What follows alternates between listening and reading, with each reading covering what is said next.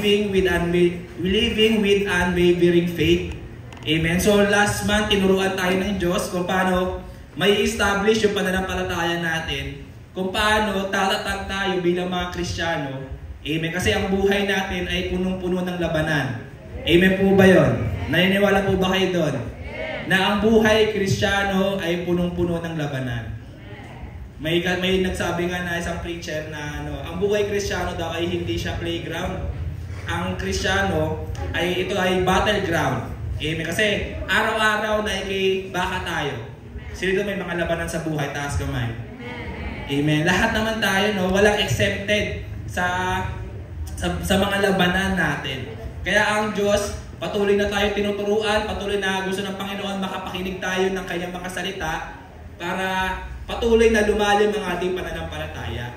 Kasi sabi ng Romans chapter 10 verse 17, faith comes from hearing and hearing the words of God. So ang pananampalataya daw ay nagmumula sa pakikinig natin.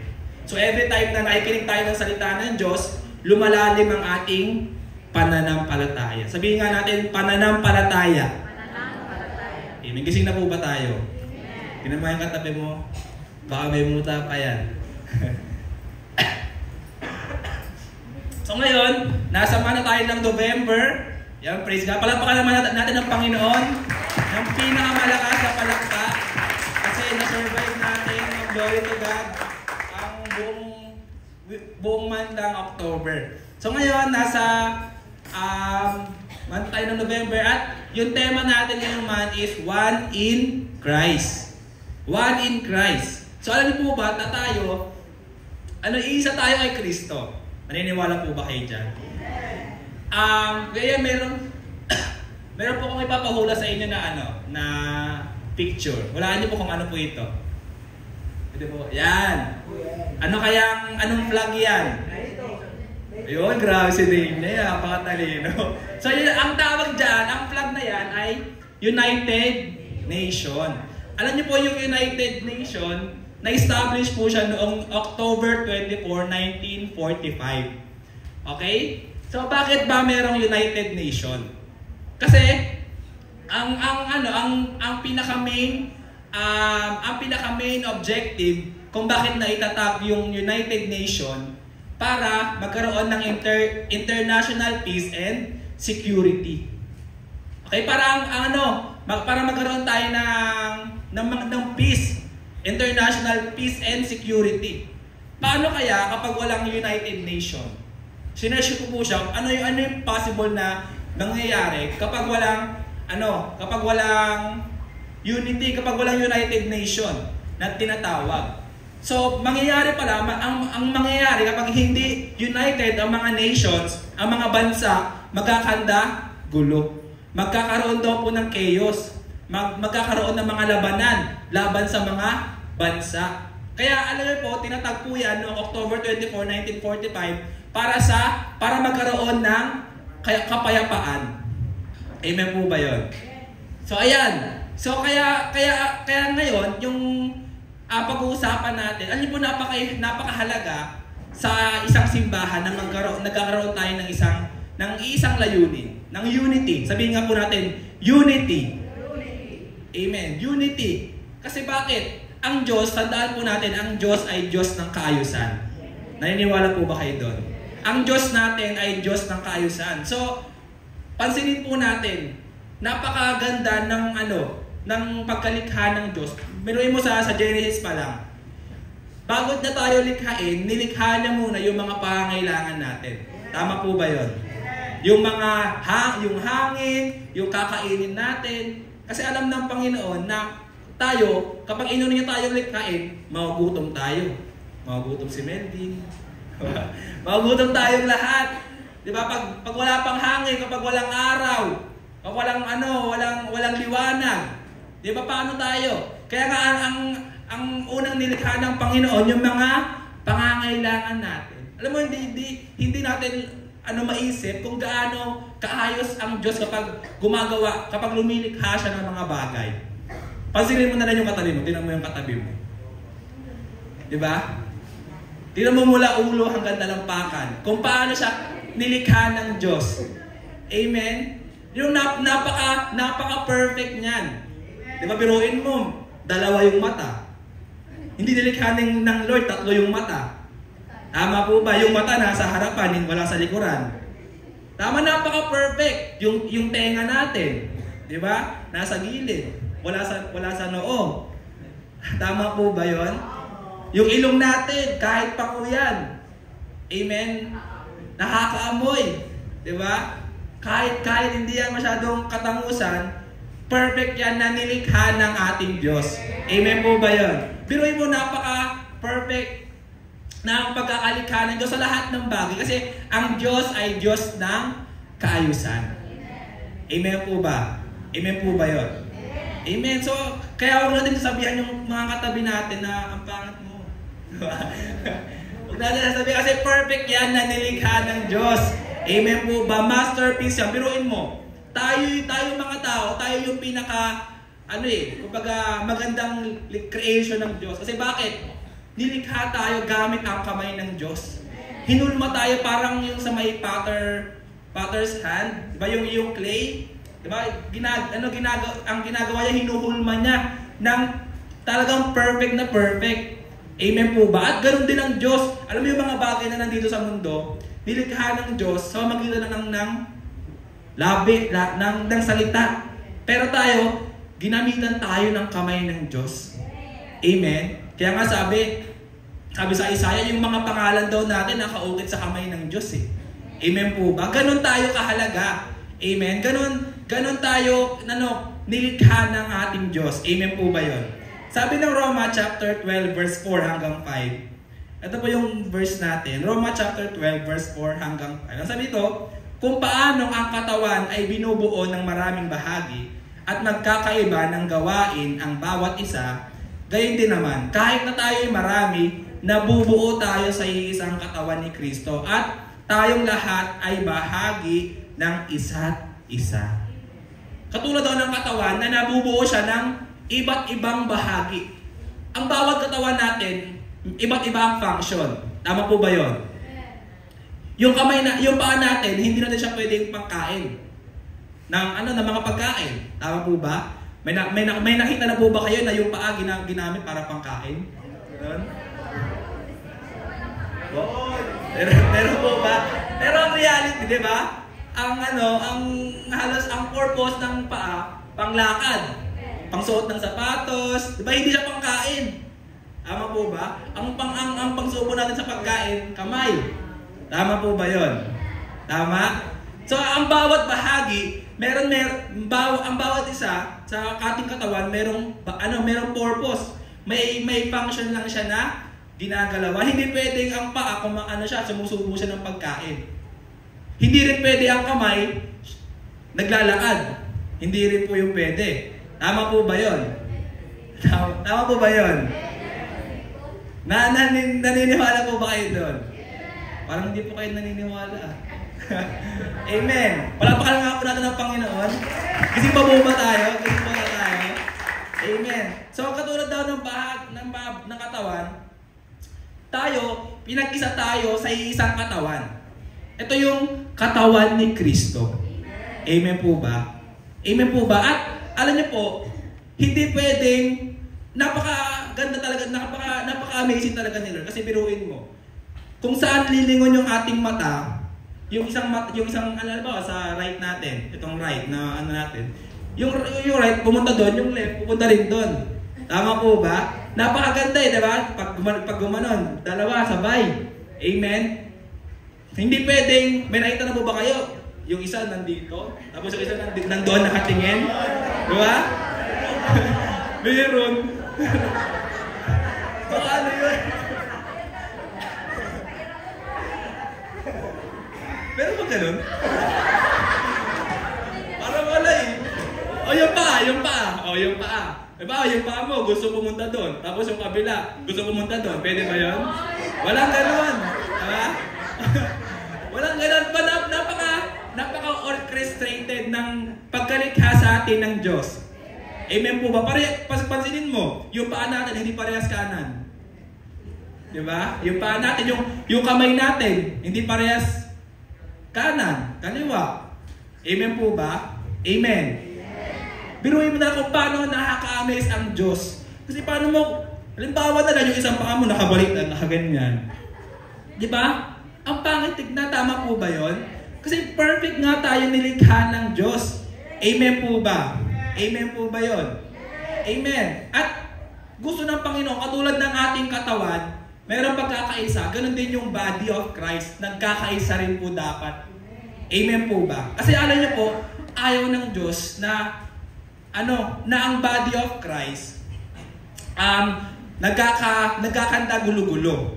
Amen. Kasi alam niyo po, yan nga po, sabi ko po kanina, ang Diyos ay Diyos ng kaayusan.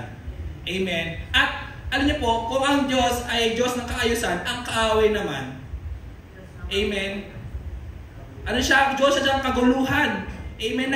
Gusto niya palagi na magkaroon ng kaguluhan, magkaroon ng conflict sa loob ng simbahan. Alam niyo po, ang nag-research po ako, ang main problem ng mga churches ngayon, yung pag-aaway-away sa loob ng simbahan, yung division. Amen. Leader laban sa leader. Amen. Leader laban sa mga inaalagaan. Inaalagaan laban sa leader. Amen. Yung ang daming laban kay pastor. Ayan yung pinaka-main problem ng maraming simbahan ngayon. Kasi alam niyo po, kung ang goal natin to win souls and make disciples, alam niyo po, may goal din ang kaaway sa simbahan natin. Amen? Ito yung pabagsakin yung church.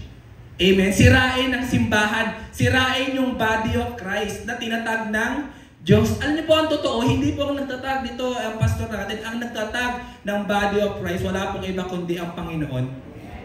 Biruin niyo, hindi naman po tayo magkakaano-ano. Pero pinagtagpo tayo ng Diyos. Alam niyo po, pinagtagpo tayo ng Diyos hindi para magsiraan tayo sa isa't isa. Amen? Amen po ba? Hindi para magmurmuring tayo sa isa't isa. I-chismis natin yung baho ni ganito, yung baho ni ganyan. Hindi po tayo pinagtagpo ng Diyos para ganun po. Pinagtagpo tayo ng Diyos kasi gusto ng Panginoon magkaroon tayo ng isang layo. Ano po yun? Yung win souls and make disciples. Kanina, ano po ang goal ng kaaway? Sabi ko, sirain tayo. At alam niyo po, sisimulan niyan unang-una sa mga leaders. Pansinin niyo po, yung mga nag-raise ng mga conflict, hindi naman talaga sa sa labas sa loob. Amen?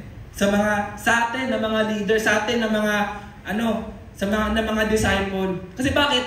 Ayun yung pinaka-main intention ng kaaway sa atin. Sa buhay natin, yung magsiraan tayo, magkagatan tayo. Sabi nga ng Galatia chapter 5 verse 12, busan po natin. Galatia chapter 5 verse 15 ata, kung di po ako nagkakamali. Sabi po dito, yan. Verse 15, ang sabi, ngunit kung kayo'y magkakagatan at nagsasakmalang parang mga hayop, mauubos kayo. Sabi, ulitin ko lang po, ngunit kung kayo'y magkakagatan at nagsasakmalang parang mga hayop, mauubos kayo. Amen. Alam po, kung tayo, magsisiraan tayo sa isa't isa, talagang, naku po, ang may danger po dyan. Kung tayo, palagi nating, yung chinichismis yung buhay ni ganito, chinichismis yung buhay ni ganyan. Amen. Kaya nga sabi ng Bible, iwasan mo yung mga taong nagkakampi-kampi. Amen. Yung mga taong laging nagsasalita ng hindi maganda. Alam mo, kapag may narinig tayo na ganon, pagsabihin natin siya kaagad. Amen. I-confront natin siya kaagad. Amen. Kasi, merong dalawang causes ng division sa loob ng simbahan. Kung bakit nagkakaroon ng division sa loob ng simbahan, unang-una sa pride. Sa pride. Alam niyo po yung pride, galing po yan kay Satanas. Galing po yan kay Satan. Amen. Kaya nagkakaroon ng division sa loob ng simbahan kasi ayaw magpatawaran. Amen. Amen po ba? Lagi kita sa loob ng simbahan. Parang okay, nagingitian. Diba? Nagbabatian. Pero ang dami na palang laban sa kapatiran. Ang dami na palang laban sa ibang mga tao. Amen po ba? Amen po ba yun? Amen. At alam mo niyo po, ayaw po ng Diyos na tayo po ay nagmamataas. Amen. Ayaw po ng Diyos na tinitignan natin yung sarili natin na mas higit tayo kaysa sa iba.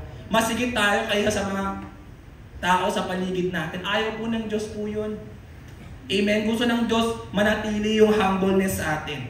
Pangalawang causes ng mga division sa loob ng simbahan, yung spiritual and emotional immaturity. Ayun po yun, yung sanhi ng kasi nagkakaroon tayo ng spiritual and emotional immaturity. Kasi bakit? Hindi po na yung salita ng Diyos hindi nag-uugat. Amen. Sa mga puso po natin. Amen po ba yun? Kaya ang gusto ng Diyos, sirain tayo ang isa't isa sa atin. Diba? Tanggalin yung pagmamahal natin sa isa't isa. Yung pagkakaunawaan natin sa isa't isa. Alam niyo po, sabi nga ni Pastor, ang church dapat makilala dahil sa pag-ibig. Kaya nga dapat yung simbahan natin maging sentro, walang iba kundi si Jesus. Yung pag-ibig ni Jesus Christ. Kasi kahit anong makita natin conflict, yung mga pag-aaway-away, mga issue, kapag mayroong pag-ibig ni Jesus Christ, it covers. Amen? Ang sabi ng yung love daw, kino-cover na yung multitude of sin. Amen? Amen po ba? Kino-cover na yung mga pagkakamali, yung mga away. Amen po ba? Minsan tayo, kapag inaway tayo, kapag sinalitaan tayo ng ay sis, ganito ganyan. Diba? Ayan na, dyan na magkakaroon ng kaguluhan. Amen po ba? Kaya nga sabi ng Bible, diba, magmahalan daw tayo. Amen po ba yon? Amen. Kasi sabi ng Bible, kasi yung mga masasamang tao, kaya din nilang mahalin yung mga nagmamahal sa kanila. Diba na-devotion po natin yan? Sabi ng Bible, kahit yung mga masasamang tao, kaya nagmamahal din sila ng mga tao nagmamahal sa kanila. Amen. At minsan tayo, minamahal lang din natin yung mga tao nagmamahal sa atin. Yung mga taong gumagawa ng kabutihan sa atin. Kaya nga sabi ng Bible, mahalin mo ang kaaway mo eh. Amen. Pero ang reality, parang ang hirap eh. Tama po ba? Na kaaway mo, mamahalin mo. Pero ayun yung sabi ng Diyos eh. Ayun yung sabi ng Panginoon. Kasi kung gano'n, wala daw tayong pagkakaiba sa mga gumagawa daw ng mga hindi Kristiyano. Amen? Kasi kahit sila, marunong sila magmahal. Marunong din sila magbigay. Amen? Amen po ba yun? Amen. Kaya ang Diyos gusto niya na magkaroon tayo ng unity. Amen. Amen po ba? Palapakan muna natin ang Panginoon. Natututo po ba tayo? Santiago chapter 4 verse 1. Saan nanggagaling ang iyong mga alitan at pag-aaway? Hindi pa nagmumula iyan sa masasamang nasa na naglalaban-laban sa inyong kalooban? Santiago 4 verse 1 ito. Saan nanggagaling ang inyong mga alitan at pag-aaway? Hindi pa nagmumula iyan sa masamang nasa na naglalaban sa inyong kalooban. Ito po yung yung scenario na to kasi yung mga si James, yung mga tao doon noon, meron po silang gustong meron po silang gustong makuha pero hindi nila makuha. Kaya nangyayari, nagkakaroon sila ng pag-aaway-away. Kaya ang sinabi ni Santiago, ni James, ni Apostol Santiago, sa ito, saan nanggagaling ang inyong mga alitan? Alam niyo po, ayaw ng Diyos na nagkakaroon tayo ng alitan sa isa't isa. Amen. Ayaw ng Diyos nagkakaroon tayo ng mga ng damdamin sa isa't isa. Amen po ba? Kaya nga sabi ng Bible, kung ikaw may kagalit ka, bago ka maghandog, puntahan mo muna yung kagalit mo, may pagkasundo ka. At mag-usap kayong dalawa. Upang kalugdan daw ng Diyos yung handog natin. Amen. Kasi ang gusto ng Diyos yung walang bati. Amen, yung gumagawa ka sa loob ng simbahan, pero may kagalit ka. May sama ka ng loob sa kapatiran natin. Amen po ba? Amen. Ang dami mong laban sa simbahan, sa mga programa ng simbahan. Bakit pa ganito? Bakit pa ganyan? Ano po? Wala pong pagkakaisa po doon. Amen. Amen po ba yun? Mateo chapter 12 verse 25. Subalit, alam ni Jesus ang kanilang iniisip. Kaya sinabi niya, ang bawat kahariang nahati at naglalaban-laban ay babagsak. at alinmang bayan o sambahayan naglalaban-laban ay mawawasak. Amen. Amen po ba? Malinaw na sinasabi ng Diyos. Kapag ang body of Christ naglalaban-laban, nag-aaway-away, ano daw po? Babagsak. Masisira. Amen. At alam niyo po, ang si Kristo ang ulo. Tama po ba? At alam ko po na nasasaktan ng Diyos. Nasasaktan natin ng Panginoon kapag tayo nag-aaway-away tayo sa isa't isa. Hindi nalulugod ang Panginoon kapag tayo, ang dami nating laban, ang dami nating sama ng loob, mga damdamin sa isa't isa. Amen po ba? Nasasaktan natin yung si Jesus Christ, yung head, ang Panginoong Jesus. Amen po ba yun? Amen. Roma chapter 12 verse 6 hanggang 8. Sabi ng 6, tumanggap tayo ng iba't ibang kaloob ayon sa kagandahang loob ng Diyos. Kaya't gamitin natin ang mga kaloob na iyan. Kung ang ating kaloob ay pagsasalita ng pahayag mula sa Diyos, magpahayag tayo ayon sa sukat ng ating pananampalataya. 7, kung paglilingkod ang ating kaloob, maglingkod tayo. Magturo ang tumanggap ng kaloob sa pagtuturo. Magpalakas ng loob ang may kaloob magpalakas ng loob ang may kaloob sa pagpapalakas ng loob. Kung pagbibigay ang iyong kaloob, magbigay kayo ng buong puso. Kung pamumuno naman, mamuno kayo ng buong sikap. Kung pagkakawang gawa ang inyong kaloob, gawin ninyo iyan ng buong galak. Amen po ba? Alam niyo po, ang bawat isa sa atin, meron tayong iba't ibang kaloob. Kaya binigyan tayo ng kaloob ng Diyos. Amen po ba yun? Naniniwala po ba tayo doon? Lahat tayo, ang bawat isa sa atin, merong kaloob ang Diyos. Amen?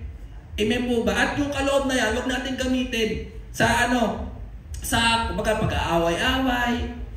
Amen? Amen po ba? Yung magaling ka, depensahan mo yung sarili mo. Amen po ba? Amen yung mga kaloob natin. Kung ikaw daw kaloob mo, magpalakas ng loob, magpalakas ka. Kung kaloob mo yung pagbibigay, magbigay ka ng buong puso. Amen? Kung kaloob mo, mamuno tayo daw. Amen? Amen po ba yun? Kung paglilingkod yung kaloob natin, maglingkod tayo. Alam mo, ang bawat isa sa atin, merong purpose kung bakit nilagay tayo ng Diyos sa simbahan na ito. Iba't iba tayo ng function. Kasi din mo, nakaka-amaze ang Panginoon. Hindi lahat pastor. Amen? Kasi kung lahat pastor, naku po. Amen? Hindi lahat evangelist. Amen? Hindi lahat guro. Amen? Kaya nga, napakagaling ng Diyos talaga eh. Amen? Kasi nilikha niya ang body of Christ ng may kanya-kanyang dahilan, may kanya-kanyang layunin, may kanya-kanyang function. Kaya, wag nating isipin na, ano bang halaga ko sa simbahan? Amen?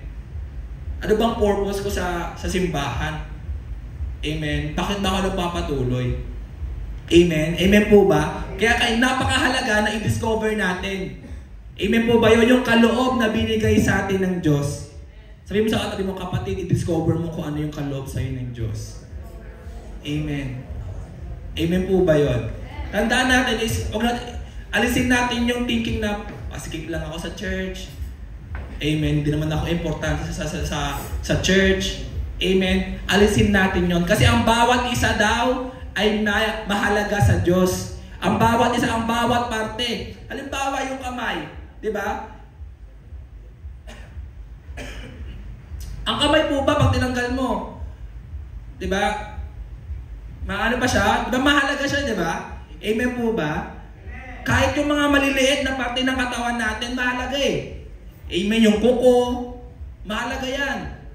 Amen po ba? Amen po ba yun? Ang bawat parte ng katawan natin ay mahalaga. Amen. At ganoon din, sa body of Christ, ang bawat isa sa atin ay mahalaga. Amen po ba? Amen. So ngayon, paano ba natin mapapakita ang pagkakaisa? Paano natin mapapakita na tayo nagkakaisa tayo? Paano ba natin malalaman? Unang-una, pahalagahan natin ang isa't isa. Amen. Paano tayo ba? Paano? Yan pa.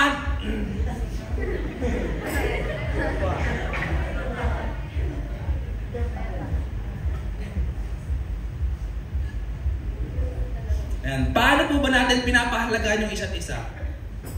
Tayo po ba, nagbibigay ba tayo ng pagpapahalaga sa isa't isa? Amen. Ano pong nararamdaman kaya natin kapag may nababalitaan tayo na may nawawala? Amen. Tayo ba ay nagagala? Kasi may nawala? Tayo ba ay masaya? Amen? Amen po ba? Amen. Doon na makikita natin na mayroon tayong pagpapahalaga sa isa't isa. Amen po ba yun? Halimbawa yung kamay pinutol. Ano kaya mararamdaman ng katawan? Di ba? Masakit. Tama po ba? Halimbawa yung tenga mo pinutol. Nawala. Kulang. Alam niyo po, ganun tayo. Kapag kulang, kapag may nawawala sa atin, kulang. Amen po ba? Amen po ba yun? Amen po ba yun? Sabi dito, sabi ng 1 Corinthians chapter 12, verse 14. The following verse. Sabi po dito, ang katawan ay binubuo ng maraming bahagi at hindi ng iisang bahagi lamang. Kung sasabihin ng paa, hindi ako kamay kaya hindi ako bahagi ng katawan. Hindi na nga ba ito bahagi ng katawan? Sabi ng 16, kung sasabihin ng tainga, hindi ako mata kaya't hindi ako bahagi ng katawan. Hindi na nga ba ito bahagi ng katawan? 17, kung puro mata lamang ang buong katawan, paano ito makakarinig? Kung puro tainga lamang ang buong katawan, paano ito makakaamoy? 18, subalit, inilagay ng Diyos ang bawat bahagi ng katawan ayon sa kanyang kalooban. Kung ang lahat ng bahagi ay pare-pareho, hindi iyan may tuturing na katawan. Pero yung katawan natin puro kamay. Diba walang ganun eh? Puro mata. Wala pong ganun. Sabi po dito, sabi ng 21, sabi ng 20, ngunit ang totoo ay marami ang mga bahagi, ngunit iisa lamang ang katawan. 21, hindi rin naman masasabi ng mata sa kamay, hindi kita kailangan ni ng ulo sa mga paa, hindi ko kayo kailangan. 22, sa katunayan, ang mga bahaging parang mahihina, ang siya pa nga kailangan. 23, ang mga bahagi ng katawan na inaakala natin hindi gaano kapuri-puri ay pinagukulan ng higit na pagpapahalaga. Ang mga bahaging hindi likas na maganda, ang siya natin higit na pahalagahan. 24, hindi na ito kailangang gawin sa mga bahaging sadyang maganda. Nang isaayos ng Diyos ang ating katawan, binigyan niya ng higit na karangalan ang mga bahaging di gaanong marangal. 25, upang hindi magkaroon ng pagkakabaha-bahagi at sa halip ay magmalasakit sa isa't isa. Amen. Naunawaan po ba natin yon? Kung sabihin daw ng mata, hindi kita kailangan. Amen. Kung sabihin ng paay, sa kanya sa kamay, hindi kita kailangan. Amen. Hindi po ganun eh. Amen po ba? Ang bawat parte ng katawan natin ay mahalaga. At minsan daw, yung pinakaakala natin walang halaga sa ating katawan, ayun na yung pinakadapat na pahalagahan. Amen po ba? Amen po ba yun? Ganun din. Sa simbahan, sa loob ng simbahan, yung body of Christ, yung akala natin, maliit lang na ministry. Kaya lang natin, easy lang natin. Akala natin hindi mahalaga. Pero mahalaga yan sa Diyos. Alam niyo po, sa mata ng Diyos, walang malaki, walang maliit na ministry. Lahat ay pantay sa mata ng Diyos. Amen po ba yun? Naniniwala po ba kayo doon? Tayong lahat, manggagawa lang tayo ng Diyos. Wala tayong kabuluhan. Amen po ba? Kaya nga sabi ni Jesus, sa may devotion natin, sabi doon, matapos ko kapag nagawa ko yung tungkulin ko, wala akong kabuluhan. Hindi mahalaga kung sino yung nagdilig. Amen. Hindi mahalaga kung sino yung nagtanim dahil ang mahalaga ang Diyos. Amen. Kasi siya yung nagpapatubo.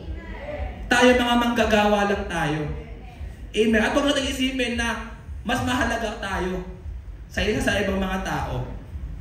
Amen po ba? Kasi ang bawat ministry ay mahalaga. Kaya kung tingin natin yung pinagkatiwala ng Diyos na ministry sa atin maliit lang, kapatid, amen, mahalaga yan sa Diyos. Amen po ba? Amen po ba yun? Ang bawat ministry, ang bawat responsibility na pinagkaloob sa atin ng Diyos, tayo, usher, hindi yan maliit na na ministry, yung mag-welcome ka, magkamay ka, hindi yan maliit na ministry. Amen? Amen, yung paglilinis sa loob ng simbahan, hindi po yan maliit na ministry. Amen? Amen po ba yun? Kasi ang bawat ministry sa loob ng simbahan ay mahalaga. Amen po ba? Amen po ba yun? Amen. At ayaw ng Diyos na magkaroon tayo ng thinking na masigit tayo. Amen. Sa iba. Kaya kung sabi ng Bible, kung gusto mo maging higit, ituring mo mas sa'yo yung mga tao, mas higit sa'yo yung mga tao. Amen po ba yun? Naunawaan po ba natin? Kasi kung ang Diyos mismo nagsasabi na ang bawat parte ay mahalaga. Amen. Bakit tayo? Amen. Kaya kailangan pahalagaan natin ang bawat isa. Tingnan mo yung katabi mo. Sabihin mo sa katabi, mahalaga ka sa akin. Amen. Amen po ba? Mahalaga ka sa akin. Amen po ba yun? Amen. Dapat binibigyan natin ng value ang bawat isa. Amen po ba? Naunawaan po ba natin yun? Palapakan natin ng Diyos. Number 2, kung paano natin mapapakita yung pagpapahalaga, carry each other burdens. Carry each other burden. So tayo sa church, bilang isang body of Christ, kailangan natututunan natin bitbitin, magtulungan tayo sa burden ng bawat isa. Kasi alam ko na bawat isa sa atin may mga burdens. Pero minsan, kapag tayo may tayo na kumbaga na-reveal natin siya. Kaya nga sabi ng Bible, kung kaloob mo palakas ng loob, magpalakas ka. Amen. Kung yung kaloob natin mamuno ka. Kung ang kaloob natin magturo daw tayo. Amen po ba? Amen po ba yon? So tayo, napaka-importante sa body of Christ, natututunan natin na magtulungan tayo sa mga pasanin ng bawat isa. Huwag natin, hayaan na yan. Kaya niya na yan. Leader yan Amen. Hindi po, alam niyo po, hindi porket leader ay palaging malakas. Amen po ba? May mga pagkakataon na iaalaw ng Diyos. Amen po ba? Amen. Na tayo, mahirapan tayo, mag-fail tayo. Amen po ba? Ganun po ba tayo sa loob ng simbahan natin? Tinutulungan ba natin yung burden ng bawat isa, ng kapatiran natin? O hinahayaan na, sige, hayaan mo siya mahirapan. Choice na yan. Amen. Hayaan na lang natin siya. Amen. Amen po ba? 1 Corinthians chapter 12, verse 26. Chapter 12, verse 26. Ang sabi po dito, kung nasasaktan ng isang bahagi, nasasaktan ng lahat. Ayan yung katawan, di ba? Ang katawan, kapag kaya nga sabi, sakit ng kalingkingan, sakit ng buong katawan Amen po ba yun? Amen. Halimbawa, masakit yung mo. Halimbawa, masakit yung ngipin mo. Di ba ang naapektuhan buong katawan? Tama po ba yun? Amen? Ganon din. Tayo kapag may nahihirapan sa atin, tulungan natin. Huwag natin pabayaan lang. Amen po ba? Kasi doon natin mapapakita na tinutulungan natin yung burden ng bawat isa. Hindi mo alam, yung katabi mo, mabigat na pala yung tinadala niya, tapos ikaw, binibiro-biro mo pa. Amen. Minsan yung mga yung mga salita natin, minsan nakakapagbigay ng discouragement sa mga tao. Amen po ba? Kahit pag sabihin na biro lang. Minsan yung biro. Minsan hindi natin alam yung pinagdadaanan ng isa't isa sa atin. Tapos pag yung dating sa kanya, iba na pala. Nadi-discourage na pala siya. Although inaano lang niya. Amen po ba? Amen po ba yun? Kaya kasabi, kung nasasaktan ang isang bahagi, nasasaktan ng lahat. Ganun ang body of Christ. Amen. Doon natin napapakita na tayo nagkakaisa tayo. Amen po ba yun? Amen. Kung pinaparangalan ng isang bahagi, nagagalak ang lahat. Nagagalak ba tayong lahat? Amen. O baka naiinggit tayo? Amen. Amen po ba? Kapag may ay siya na naman. Bida-bida. Amen. Baka ganun sinasabi natin. Amen. Amen po ba? Yung hindi tayo natutuwa, hindi tayo na-inspire sa kanya na siya, iba yung dating sa atin eh. Amen. Kaya nga, pag gano'n, walang unity. Amen po ba? Amen po ba? Ganun kasi tayo eh. Amen po ba? Tayong mga tao. Amen. Kaya gusto ng Diyos, kapag daw sa ito, kung pinaparangalan ang isang bahagi, nagagalak ang lahat. Amen. Dapat, ganun dapat. Hindi yung naiinggit tayo sa isa't isa. Amen. Amen po ba yun? Amen po ba? Kung meron sa atin talagang passionate, wag nating wag nating salitaan na kahit pabiro lang kahit pabiro, bida-bida. Amen. Amen po ba? Kasi hindi natin alam kung ano yung impact niya sa buhay ng isang tao eh. Amen ba man? Ma-discourage pala siya. Amen po ba yun? Amen. Amen. Dapat na-inspire tayo sa kanya. Na-inspire tayo sa kanila. Amen po ba? Nauunawaan po ba natin? May nauunawaan po ba tayo? Palakpakan natin ng Diyos. Amen. So, natin, magtulungan tayo sa mga pasanin ng bawat isa sa atin.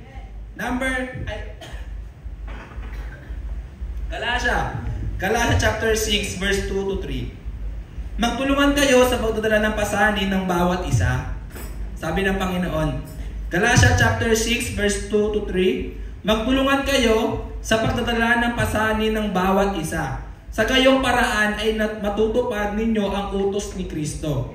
Dahil inaakala ninyo kayo'y nakakahigit sa iba, subalit hindi naman dinadaya ninyo ang inyong sarili. Amen po ba? Amen. So dapat sabi dito, magtulungan daw tayo ng mga bitbitin natin ang mga dalahin natin. Amen po ba? Huwag lang tayo maging self-centered. Ako, nahihirapan din ako eh. Amen.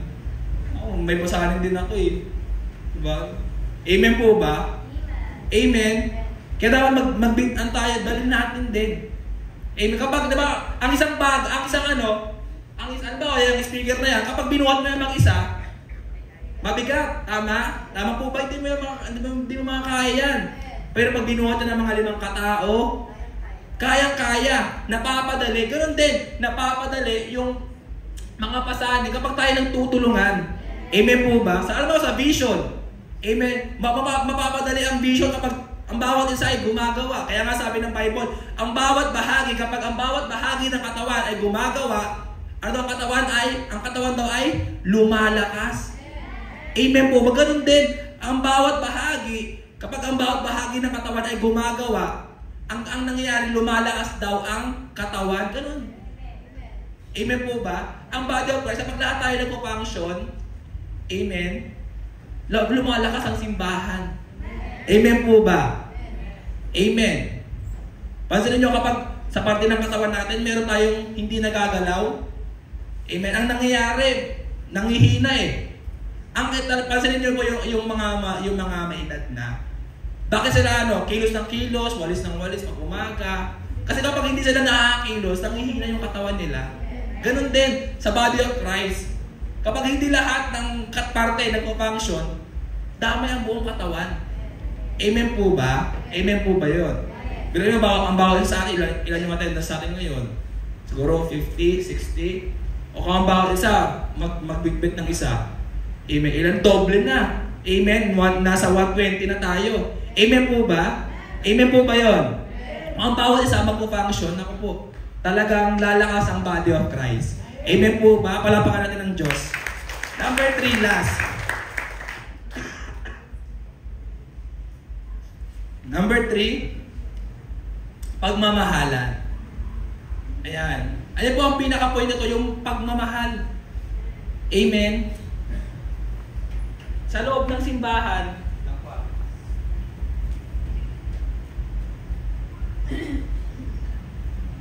Sa loob ng simbahan, napakahalaga na tayo po ay nagmamahalan. Amen? Mahal ba natin yung kapatiran natin? Amen? Paano kapag chinismis ka na? Nakabalita ka na, inaano ka? Ay, alam mo ba, si sister, ganyan. Tapos nabalitaan mo. Amen? Paano na pag ganon? Amen? Baka magtampo ka, no? Di mo na siya pansinin ng isang buwan. Amen? O ilang taon. Kaya natin yun eh. Amen? Mga lakas sa atin yan eh. Amen? Amen po ba? Napakahalaga na sa loob ng simbahan mayroong pag-ibig. Amen? Kaya nga dapat si Jesus Christ, amen, yung cross. Amen? Yung yung dahilan. Amen po ba? Amen po ba yun? Sabi ng John chapter 13, verse 34 hanggang 35. John 13, 34 hanggang 35. Sabi dito, isang bagong utos ang ibinibigay ko sa inyo. Ngayon, isang bagong utos ang binibigay ko sa inyo ngayon. Mag-ibigan kayo. Kung paano ko kayong inibig, gayon din naman mag-ibigan kayo. Kung kayo'y mag-iibigan, makikilala ng lahat na kayo'y mga alagad ko. Amen. Tayo po ba, nag-iibigan po ba tayo sa isa't isa? Kung paano ba tayo minahal ng Diyos, ganoon din po ba tayo nagmamahal sa kapwa natin, sa kapatiran natin. Kung muna tayo lumabas sa labas, tayo muna. Amen. Mahal ba natin yung kapatid natin sa Panginoon? Amen po ba? Nakikita ba sa atin yung pagmamahal? Kung paano ba tayo inibig ng Diyos? Paano ba tayo inibig ni Jesus Christ? Baka kahit tayo makasalanan tayo, ang dami nating pagkakamali, ang dami nating mga issue sa buhay, pero inibig tayo ng Diyos. Minahal tayo ng Diyos. Amen. Dapat daw, sabi ng Bible, ganun din daw tayo magmahalan. Amen. Hindi yung nakagawa sa'yo ng mali ng kapatid mo. Diba? Aamihin mo rin, naawayin mo rin. Amen po ba? Amen po ba yun? Kaya ang gusto ng Panginoon, magmahalan tayo sa isa't isa. Ayaw ng Diyos na naglalaban-laban tayo, nagkakagatan tayo, nagsasakmalan tayo sa isa't isa. Amen po ba? Roma chapter 12, verse 9 hanggang 10. Maging tunay ang inyong pagmamahalan. Kasuklaman ninyo ang masama at pakaibigin ang mabuti. Magmahalan kayo bilang tunay na magkakapatid at pahalagahan ninyo ang iba ng higit sa pagpapahalaga nila sa inyo. Ulitin ko po sa rito, maging tunay ang inyong pagmamahalan. Amen? Tunay ba yung pagmamahalan at sa isa't isa? Amen? Amen po ba? Parang kunti lang po. Amen po ba yun? Tunay po ba? Baka hindi tunay. Amen. Praise the Lord. Amen po ba? Sa dawit ka rito, kasuklaman ninyo ang masama at pakaibigan ng mabuti. Sabi ng 10, magmahalan kayo bilang tunay na magkakapatid at pahalagahan ninyo ang iba ng higit sa pagpapahalaga nila sa inyo. Amen. Magmahalan na tayo katulad ng magkakapatid. Ang magkakapatid, natural na nag-aaway. Tama po ba? Hindi mawawala ang pag-aaway-aaway. Amen. Pero at the end of the day, magkapatid pa rin sila eh. Hindi makaalis na magkapatid sila. Hindi magbabago yung dugo nila. Tama? Hindi magbabago yung nanay, tatay nila. Hindi. The same. Amen. Magkapatid pa rin sila. Ganon din tayo. Ano man mangyayari sa atin, magkaroon man minsan, kasi minsan inaalaw din ng Diyos eh. Yung mga, pag-aaway-aaway. Amen, yung conflict sa loob ng simbahan. Pero at the end of the day, tayo pa rin magtutulungan. Amen, tayo pa rin yung magmamahalan. Tayo pa rin yung yung isa pa rin yung lalapitan natin ng tulong. Hihingian natin ng tulong. Tayo pa rin yung mga magkakapatid. Kaya hindi tayo magkaano-ano. Pero tandaan natin, pinagkaisa tayo ng Diyos para maging isang katawan. Amen po ba? Para maging isang body of Christ. Amen po ba yun? Naunawaan po ba natin? Palapaulit natin ng Panginoon. Amen. Kasi talagang ang Diyos, gusto niya na maging maayos ang loob ng simbahan. Amen po ba? Amen. Kasi kapag naayos ang loob, kapag na tayo, doon na mangyayari yan eh. Susunod na ang lahat eh. Amen po ba? Basahin mo kung paano inayos ng Diyos yung church. Amen. Buksan natin yung 1 Corinthians chapter 12 verse 28. Tignan natin na kung paano inayos ng Diyos ang loob ng simbahan. 1 Corinthians chapter 12 verse 28 hanggang 31. Sabi dito, ayan. Naglagay ang Diyos sa iglesia, una ng mga apostol, ikalawa ng mga propeta, at ikatlo ng mga guro. Naglagay rin siya ng mga gumagawa ng mga himala, mga nagpapagaling na mga may sakit, mga tagatulong, mga tagapangasiwa, at mga nagsasalita sa iba't ibang mga wika. Naintindihan po ba kung paano inayos ng Diyos yung simbahan? Sabi dito, ang iglesia, sabi ng 30, sabi ng 29 po pala, 29. Hindi lahat ay apostol, propeta o guro. Hindi lahat ay binigyan ng kakayahang gumawa ng mga himala, magpagaling ng mga may sakit, magsalita sa iba't ibang mga wika, o magpaliwanag ng mga wikang ito. Kaya buong sikap ninyong hangarin ang mga kaloob na mas dakila. At ngayon ituturo ko sa inyo ang walang katulad sa lahat. Amen po ba? Pansinin niyo po kung paano inayos ng Diyos ang iglesia. Naglagay daw siya ng apostol, propeta, amen. Sabi ko, hindi daw lahat, guro. Merong sa loob ng simbahan gumagawa ng mga himala, nagpapagaling ng mga may sakit. Pansinin mo, hindi lahat iba magkakapareho. Amen po ba? Kaya nga napakahalaga bilang body of Christ na i-discover po natin kung ano yung kaloob ng Diyos, yung gift ng Diyos sa atin. Tandaan mo, wag mong sabihin na wala kang gift. Amen? Amen po ba? Wala na sabihin na hindi tayo mahalaga sa simbahan, mahalaga ka. Sinabi na yan mismo ng Diyos. Ang Diyos mismo ang nagsabi. Ang bawat parte ng katawan ay mahalaga. Amen po ba? Amen. Psalms chapter 133. Psalms 133 verse 1. Psalms chapter 133 verse 1. Sabi to, how good and pleasant it is when God's people live together in unity. Amen.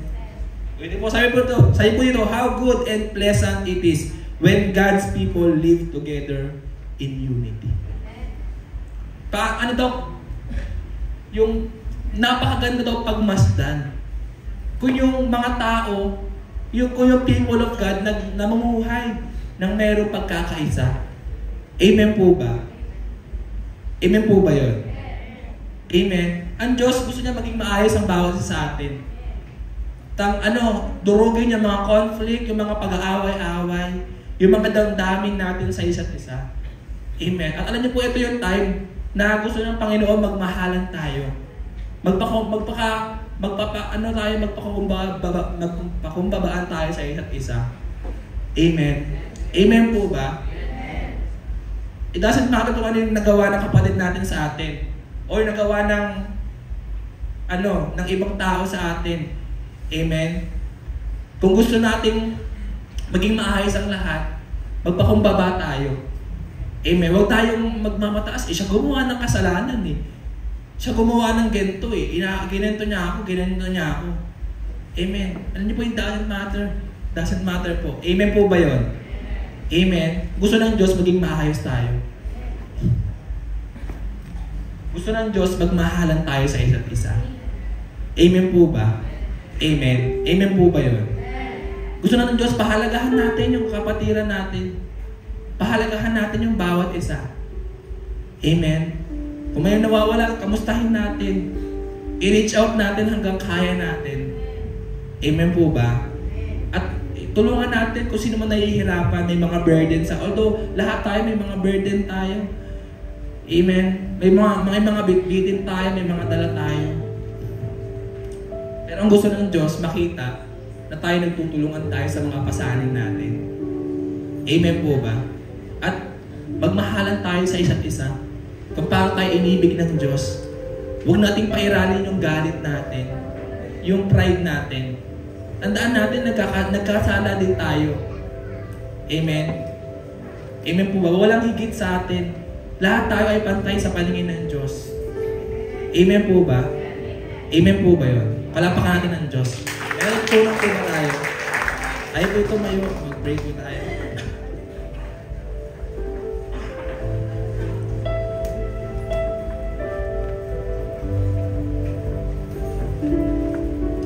Medyo pumikit.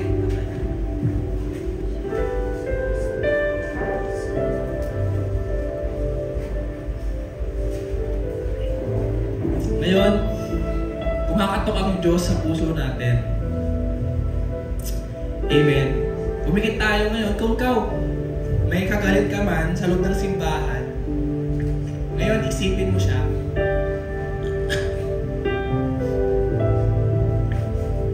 Tapos, pag-pray mo siya sa Panginoon. Kung nagawa ka man niya ng mali, ano po ang gusto ng Diyos? Magkaroon tayo ng kaayusan. Ayaw ng Diyos na lalaban-laban tayo. Nagkakagatan tayo sa isa't isa. Kundi ang gusto ng Diyos, magmahalan tayo. Ano po, si Jesus dapat na maging sentro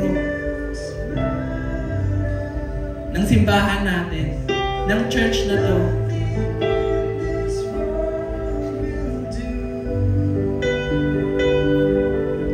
Ngayon, kung naisip mo siya, sabihin mo sa Panginoon, Panginoon, mahal ko po siya. Ayoko po magtanim ng sama ng loob sa Kanya.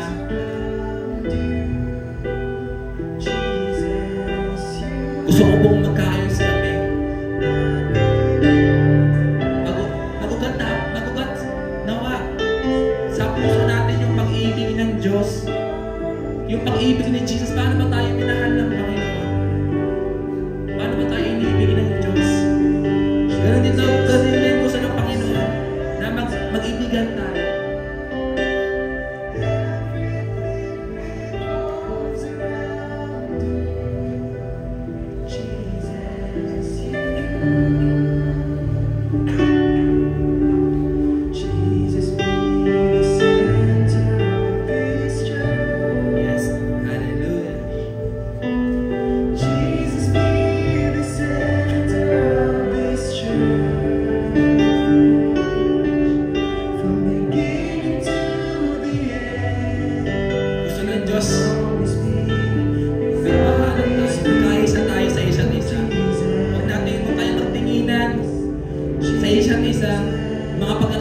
Pagkukulang natin. Alisin natin yung paningin natin sa mga kapatid natin, sa mga kapatiran natin. Jesus be the center of this church, from beginning to the end. Hallelujah. Yes. It's always been you, Jesus.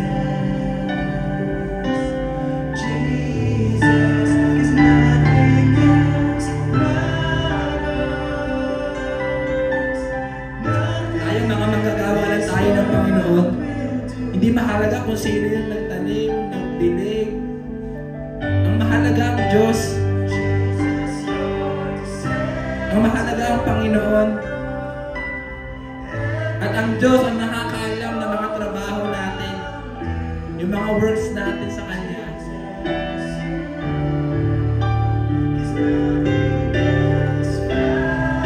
Hallelujah, God. Panginoon, hayaan niyo po na punuin mo yung puso namin ng pagmamahalan sa bawat isa. Kung paano mo kami minahal, ngayon din kami magmahalan, Panginoon.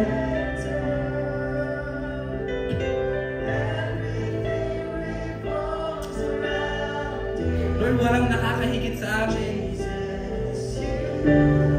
Panginoon, dahil Lord, bantay kami sa iyong harapan. At pare-parehas kami, Panginoon, mga manggagawa. Hayaan mo, Panginoon, alam mo yung mga conflict, mga pag-aaway-aaway sa loob ng simbahan.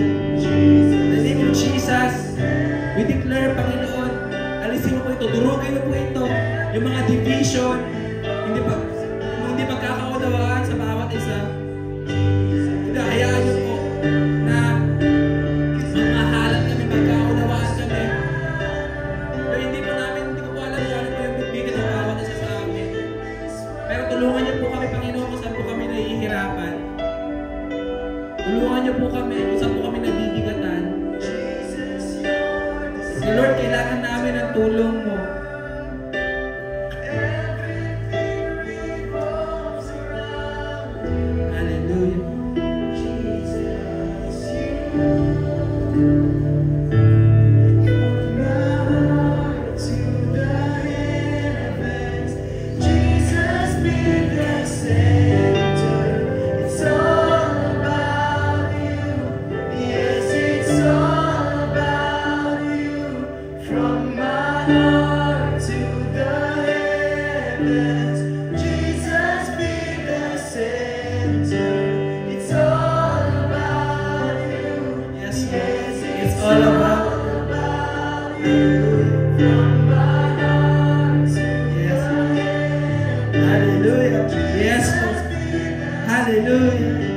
Yes, it's all about you. It's all about you. It's all about you. From the heart to the heavens, Jesus be the center. It's all about you. Yes, it's all about you.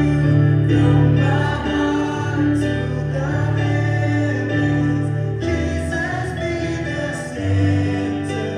It's all about you. Yes, it's all about you. Hallelujah. Thank you, God.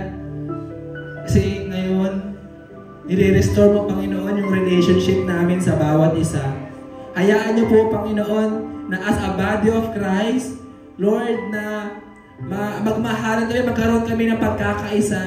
Lord, hindi man kami ano-ano, pero tulungan niyo po kami, Panginoon, na magmahalan kami, Panginoon. Dahil, Lord, pinagkaisa niyo po kami, pinagtagpo niyo po kami, Panginoon, hindi para magsiraan kami sa isa't isa.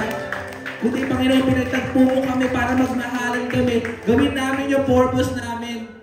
Panginoon, gawin namin yung layunin po namin, yung calling po namin. Kaya hayaan niyo po, Panginoon, na muli, Panginoon, na Ikaw ang maging sentro ng buhay namin, ng puso namin, ng simbahan na ito, Panginoon, sa pangalan ni Jesus. I-bless mo ang bawat isa, i-bless mo ang church, Father God, at hayaan mo ang church, Panginoon, ay lumago sa pag-ibig namin, unang-una sa iyo, Panginoon, pangalawa sa bawat isa, Panginoon, sa loob ng simbahan, yung mga leaders, magmahalan, sa pangalan ng Jesus, din yung mga tao na hindi pa nakakilala sa iyo, Panginoon, sa pangalan ng Jesus. Thank you, Panginoon, sa iyo lahat ng papuri, sa iyo lahat ng glory, Lord God. In the name of Jesus, tayo pong lahat ay magsabi ng Amen.